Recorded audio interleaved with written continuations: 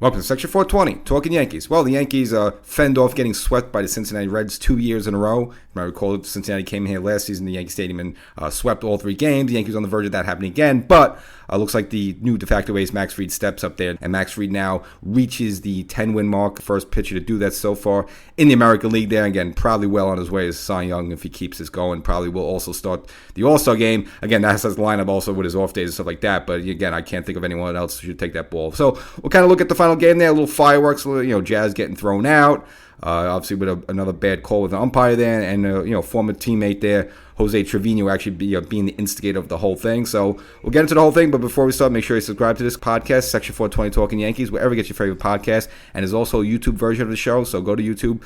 Search for Section 420 Talkin Yankees. Subscribe there as well. Kind of did a little expose on Anthony Volpe. A lot of Yankee fans are kind of up and down about him, and I kind of make an argument. If you want, I'll give you the whole thing with the numbers there. That yes, he's probably not going to be the Derek Jeter, big superstar we thought he was going to be, but he's not terrible. If you want to compare it to other shortstops in the league, he's kind of middle of the pack there. He doesn't really hurt the team. So I kind of make the whole case. So make sure you check out the most recent YouTube episode as well. But getting back to the Yankees, they get finally a day off after a brutal 16 games in 16 days with no days off there. Kind of a brutal stretch where I'm not saying that's the reason why they've had the losing streaks. Again, we had the 6-game losing streak with the Yankees. They stopped that. They come home, take 2 out of 3 against Baltimore, then go Cincinnati, drop the first 2. Yet another extra innings loss for them. He added to the pack. I mean, these extra innings games are just poison for the Yankees. So right now they're 1-6 so far this season in extra inning games, including 0-5 on the road. 0-5 on the road. So if the Yankees do not have the lead after 9 innings on the road, the game is over. They're going to lose it. And I don't know what it is. Someone trying to be a hero, going for the 2-run home run. I mean, it's quite simply, you got someone on second base there, nobody else. I know players are different now, but it's lay down a bunt, get that play from second base to third base, and then a sacrifice fly. I mean, it's ABC baseball. You go back to the 98 Yankees and those Joe Torre Yankees, that's all they did. It's not like they clobbed the ball, literally, just like, between O'Neill, Bernie, Jeter, Knobloch, someone will get on base, someone knock them over, and knock them in. It's very simple. And for some reason, this version of the Yankees in recent years is, ever since they started with the extra inning ghost runner there, they just haven't been able to figure that out. I mean, it's always a death nail for them on the road when when they have the ghost runners. They just can't handle it, can't get the runner in. And overall for the Yankees, there's a lot of runs, especially during this Red Series. A lot of runners left on base. Even someone like Judge struggling, they had an opportunity in that extra inning game, bases loaded, and ended up sky-high pop out there. So it's kind of interesting. It's just, I don't know what it is with these extra inning games. But again, if they don't have the lead after 9, especially on the road, they're done. But nevertheless, they salvaged the last game there. And, of course, Max Fried, stepping up when they needed a win right there. Where, all right, you get a day off, you come home, and then, obviously an Oakland team that you should be able to, hopefully sweep, you think.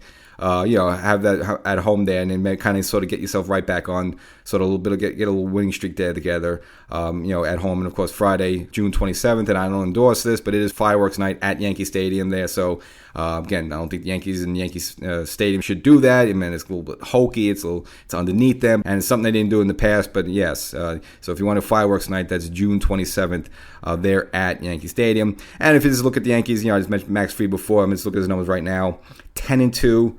An ERA under 2, and you don't really think about it, but look at Carlos Rodon. He's also having a great season so far.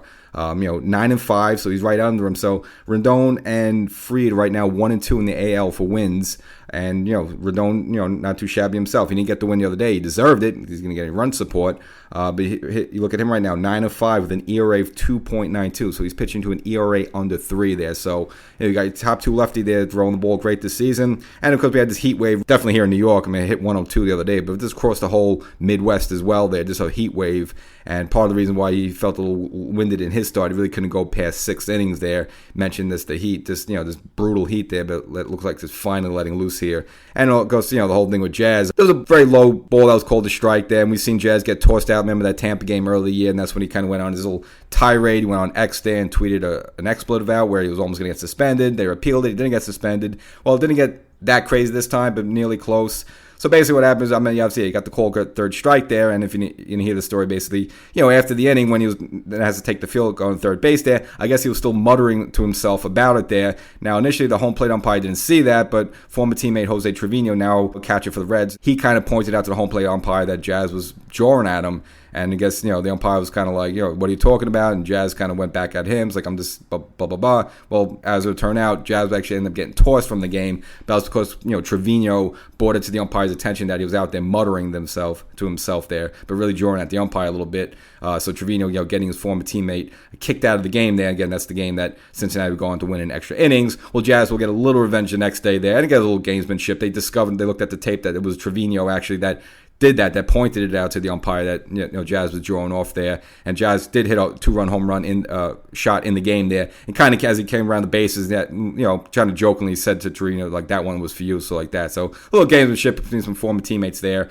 Again, but the Yankees take the final game by a score of 7-1 there. So mainly with that losing streak, and Tampa's been playing a little bit better baseball lately. Yankees only find themselves a game up in the AL East. Again, I still think it's still well in hand. I know, it took basically Tampa to have a really good streak, and the Yankees have sort of a bad streak for Tampa to close in a little bit. But it's still, if you look up and down the American League East, I still think this, clearly should safely be the Yankees' division to take there. Obviously, you don't want to take anyone lightly there, but even though Tampa's clawing back a little bit, I don't feel any sort of danger zone with this team.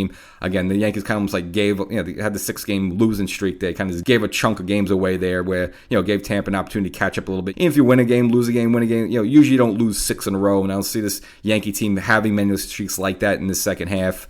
I could just mention this, again, the team is just too good. It's much better than they were last year and previous years when the Yankees, traditionally have had these second half slumps. Like Judge slumping a little bit right now, and I kind of covered that in previous 2 episodes ago, actually, YouTube episodes. If you look at Judge's numbers over the past 7 and 15 games, batting average wise and stuff, not that great, a lot of strikeouts there. But that all being said, you don't see Judge being a slumber that long, and he'll probably wake up a little bit. And plus, again, when you have a couple of lefties like Fried and Rendon pitching well there, you're not going to get too many losing streaks. So I think the Yankees are in a better situation. I just don't see too many, further 6-game losing streaks go for the rest of the season. So that's the episode. Yankees salvaged the final game there in Cincinnati, and will now host the, they're not the Oakland Athletics anymore. They're the A's ball club, or whatever the hell you want to call them. They play in Sacramento or some minor league parked out in the West. One day they'll be the Las Vegas A's, but right now, I guess there's the A's. So we'll catch you next time.